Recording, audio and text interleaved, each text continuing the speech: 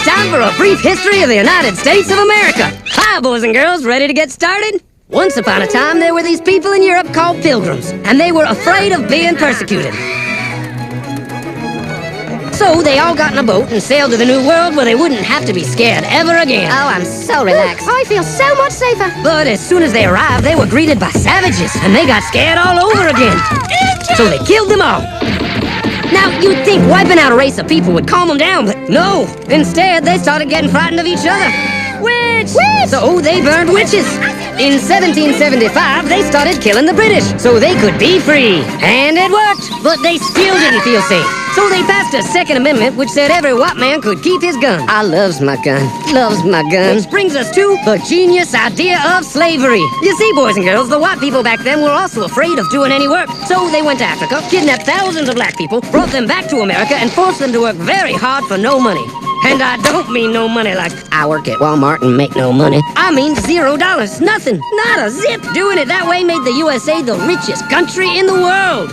So did having all that money and free help calm the white people down? No way. They got even more afraid. That's because after 200 years of slavery, the black people now outnumbered the white people in many parts of the South. Well, you can pretty much guess what came next. The slaves started rebelling. There were uprisings, and old master's heads got chopped off. And when white people heard of this, they were freaking out and going, I want to live. Don't kill me, big black man.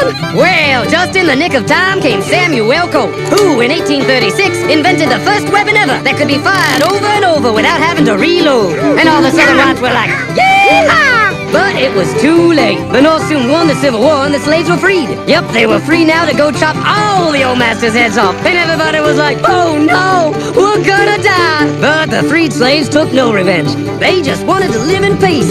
But you couldn't convince the white people of this.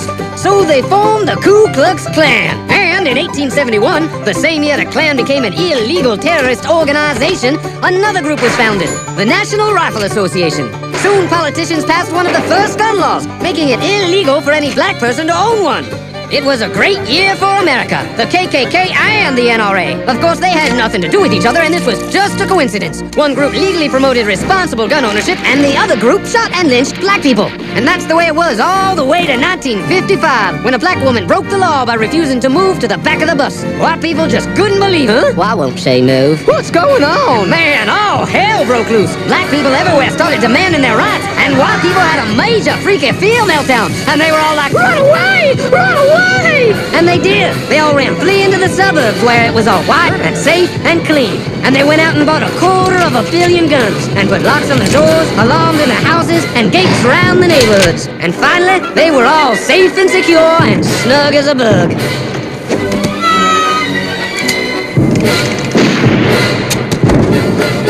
And everyone lived happily ever after.